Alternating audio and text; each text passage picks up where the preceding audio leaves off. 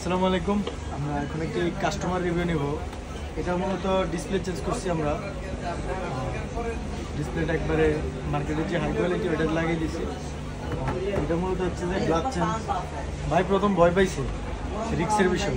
সবাই আমার কাছে এসে রিক্সের বিষয়ে ভয় পায়, কিন্তু ভাই থাকা অবস্থায় আমি 4-5টা কাজ করি, ভাই 3-4টা কাজ করছি, একটাও নষ্ট হয় না। কিন্তু আমরা রিক্স ছাড়া কাজ করি না, যেহেতু মোটামুটি ডিসপ্লেগুলো অনেক দামি থাকে, আমরা কম দামে কাজগুলো করে দিই।